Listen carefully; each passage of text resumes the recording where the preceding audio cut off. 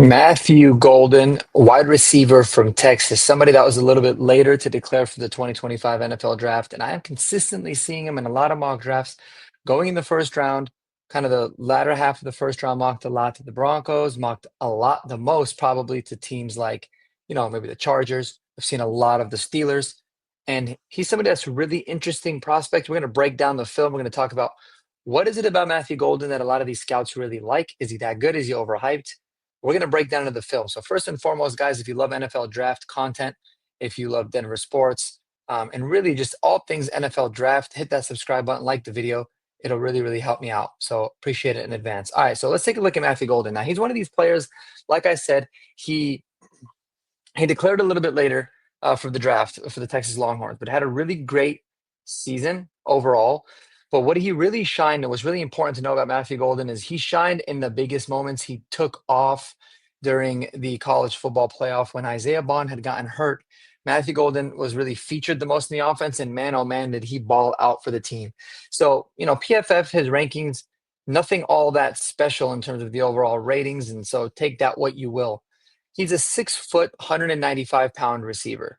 He's kind of that size that is fine, but it's almost like I feel like a lot of people they kind of look at it like he's a little bit of a tweener because he's not necessarily an ideal slot size, but he's also not an ideal, out wide type of a receiver.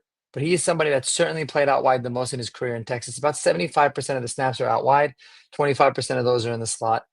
One thing that I can tell you about this kid that's really impressive about him is that he's in a butter smooth route runner. Very, very good. He's a technician. He runs routes. He just creates separation. He just gets open in the opportunities that he gets. He's not the fastest guy. He's not the biggest guy, but he just figures out a way to kind of get open. And I'm not saying that by any means he is this guy, but I think from a scouting standpoint, he's very similar to what a lot of scouts thought of Justin Jefferson coming out of LSU a few years back, right? A lot of them said he was a little bit better in the slot, but he's proven that he could play both.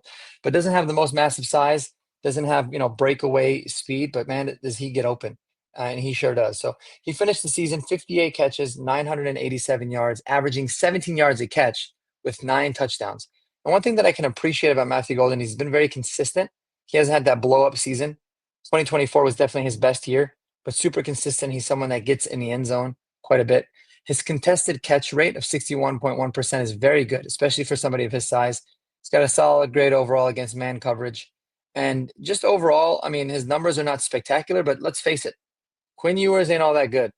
And they were more of a run-heavy type of an offense. So I'm not going to hold that against him. But in the games that it mattered the most, man, oh man, did he shine. So let's break this down. We're going to let some of these run, and then we'll talk about it, okay? So first and foremost, this one is in the college football playoff against Arizona State. Let's go ahead and watch it. Oh, sorry. We'll let it run and then we'll break it down again. So he taken off. So let's go back here and kind of show it. So he's lined up top, top of the screen. You can see he's kind of pressed coverage. This isn't anything that special, but it's just crisp, finding a way, boom, got open, knows when to turn his head, catches the ball, and pretty good yak ability there. So we'll start off a little bit smooth with you. But here's one of my favorites. This is the one that I love. And let me break this down. This game was crazy against Arizona State. Texas had the lead. Arizona State came clawing all the way back.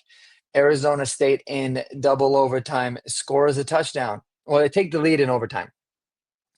And Texas is getting nothing going. This is 4th down and 13 after they've had a penalty. So it is do or die situation. Okay. You're going to see Matthew Golden lined down at the bottom of the screen and just watch this route.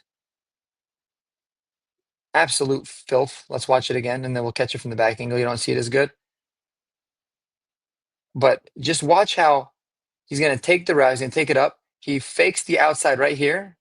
And boom, the corner has absolutely bit on it. It is a wrap. Completely turned him over. Quinn Ewers has a very easy throw to be able to make. You don't see it as good from this angle down here, but you'll still be able to see just the kind of separation that he had created against the corner. It was a filthy route, and he does a good job of not just being shifty and working his head, but the way he dips his hips and he really sells it, and he does it at the last minute, right when he's kind of bodying up with the with the cornerback to be able to make that move. I really want to watch. I really want to watch this part again because you'll be able to really appreciate it. So he takes it, and just as the corner is biting, boom, wide open. Gotta love that. All right, we're gonna move over to the 2-point conversion that they had in this game as well. This is for the second touchdown, really that in overtime that kind of sealed it.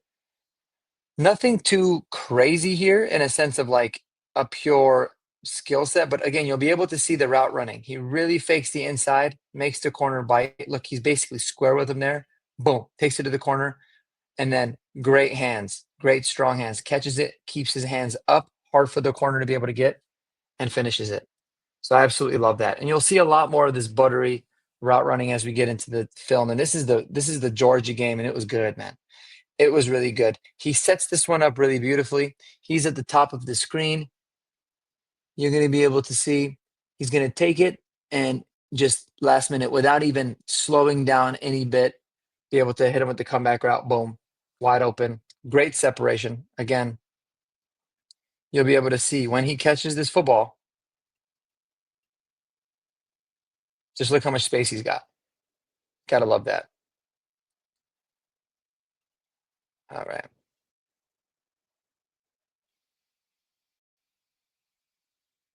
Again, a lot of the times you think to yourself, man, this guy is really open. How is he getting so open? And that's usually going to be a really good trait of a player like him. Because when you've got the ability to just make very complex routes seem simple, it's impressive. So this on the surface looks like it's really easy.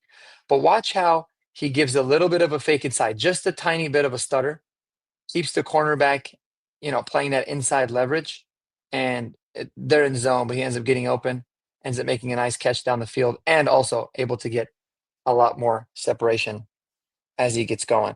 And it kind of sets up something like this. This was filthy, absolute filth here that we've got going on for Matthew Golden.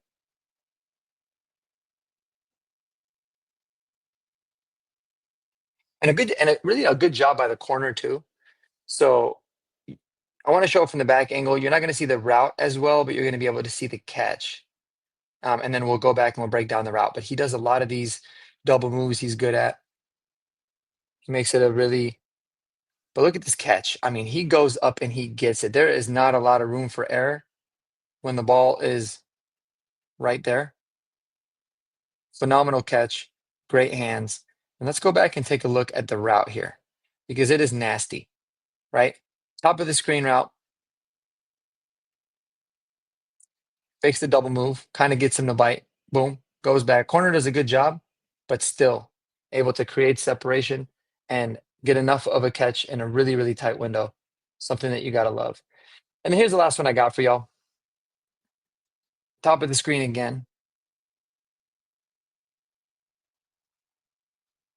And this one I really like because as you can see, he's obviously doing a great job of being able to sell that he's going to be able to take it off. It seems like when he's running, a go route versus when he's running that comeback, he's running it at the same speed. And, last minute, he just puts the brakes on, creates separation, comes back to the ball, and is able to not only turn around, but he's able to get a few yards after the catch. And it's littered with his film all over. You don't see the craziest amount of volume when you're watching a player like Matthew Golden this past season. But man, is he buttery smooth. There's even a lot of routes that he runs where he's open and the ball doesn't either the ball doesn't get there, the quarterback doesn't see him. But he's a really good separator. I think he's someone that's gonna test pretty well on the combine. He's not gonna, like I said, he's not gonna be the fastest, but in those drills, he's gonna look very natural. He doesn't drop the ball. He's got phenomenal hands, and he's just seems to be more of a technician. He's really buttery smooth. He's good against press. He's a very impressive player, but like I said, he's just one of those where he's gonna go to a team. He's gonna be very productive for the team, but when the team drafts him, that fan base is not gonna be elated over the moon because he doesn't have the 6'4", 6'5" frame, or he doesn't run the 4.3 40, but he's just somebody that's going to get open, and he can do it on the outside and on the inside in the NFL. So I think he's a really good player. If I had to rank him right now, I would say, you know, considering, it obviously depends on where it is that you have Travis Hunter. If he's a wide receiver, I got Travis Hunter as receiver number one. So far, I've got Tet McMillan at number two, he's going to be in the conversation for the number three around guys of, Luther Burden and Emeka Ibuka. Those guys are more slot guys. This guy's more of an outside guy, but he's going to be in the top three conversation. Ain't no doubt about it. So lots to love about Matthew Golden. Let me know what y'all think below in the comments. I'm really curious to know what your thoughts are on Matthew Golden. He's someone that, like I said, he's getting a lot of the respect in the sense of where he's being drafted in a lot of these mocks, but there's not a lot of talk about him. Guys would rather talk about, the yak monsters or the slot guys like Emeka Ibuka and Luther Burden, or obviously Ted McMillan is getting a whole bunch of hype just given the kind of specimen that he is. But Matthew Golden, man, keep an eye out on him. He's going to be a really, really good pro, I think, someone that can come in and contribute right away. Let me know below, guys. I appreciate y'all tuning in. And until next time, peace out.